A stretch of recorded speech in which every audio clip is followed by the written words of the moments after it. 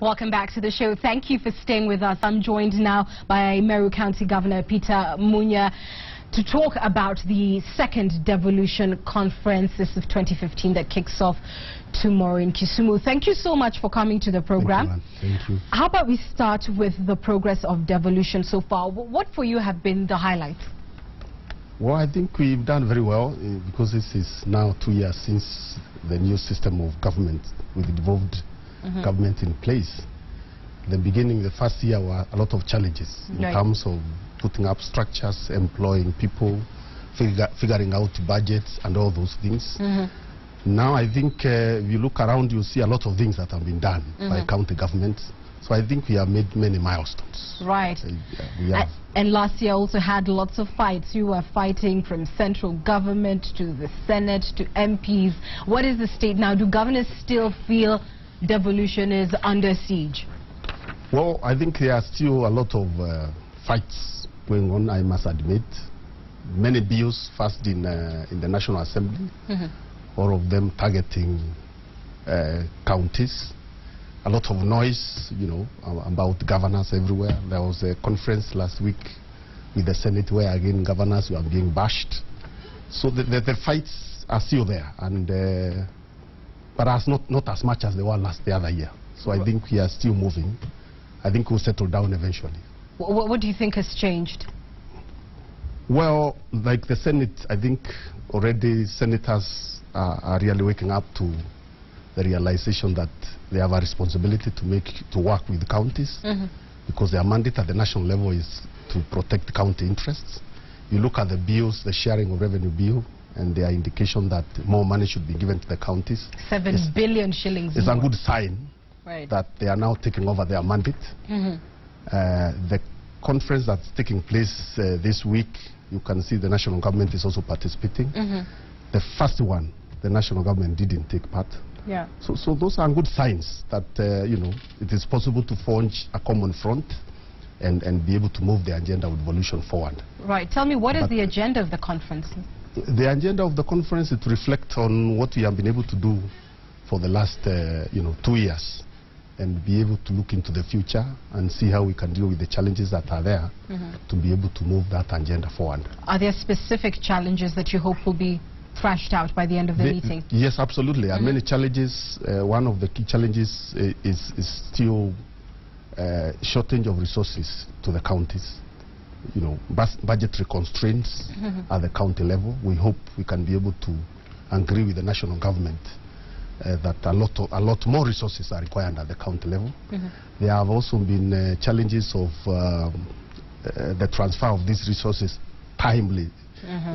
Like now you can see the tranche of money that was supposed to be given in February is being released now. And this constrains service delivery at the county level. You have seen even strikes like in Mombasa because of salaries. And sometimes people don't understand it's affected by the irregular transfer of resources to the counties when they are required. So these are some of the challenges we want to look into and see what we can do to make it easier for county government to function. I just want to touch one more thing on the resources, because the Senate has proposed giving 7 billion shillings more than was previously allocated. And whenever we have a conversation with governors, they always say more money, more money. What is enough money?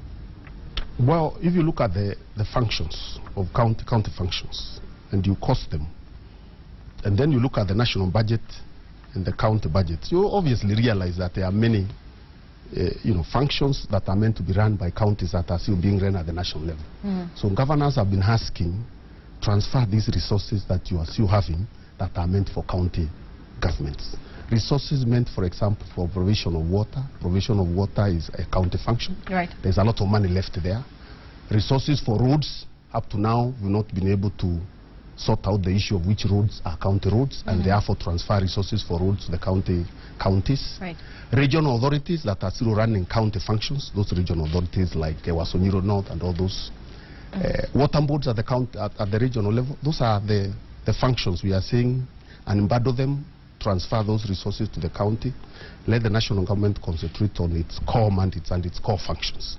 So really we are not unreasonable. We are not saying give us money that is meant for national functions. We are saying functions, county functions that are still being managed at the national level, and the resources that are meant for county functions that are still being done by national government, transfer them. Is that a figure that you've actually calculated to say it needs to be this percentage? We've looked at the costings, and that's why we say if you get 45% of the resources, of the revenue, and sometimes people mistake, we don't say 45% of the budget, of the national budget. No, 45% of revenue. The ordinary revenue. Right. If we got that, we think we will be sufficiently be able to run county functions. As we wind up, I know he's here representing the chair of the Council of Governors, Isaac Ruto, but at the same time you have put in a spirited campaign to, have this position. It's one that you'll be seeking. I wonder, is the election taking place at this meeting? No. The election is going to be in May. This is going to be in May. Yes. What do you think of the last 2 years under the chair of the council, Isaac Ruto, and what new leadership are you hoping to provide, should you be elected? Well, the chairman has done a great job for the period that he has been there. First year, he did a great job. That's why he was re-elected for the second term. And everybody will agree with me that he has given devolution the voice that is required. Given that it's a new system, and given the history we have is a history of a centralization, we needed somebody forceful who can be able to push the agenda of county government. And are you equally forceful? Well, I would want to leave that to be the judgment of the governors who will be voting. I have not been doing any campaign because we don't do campaigns for this position.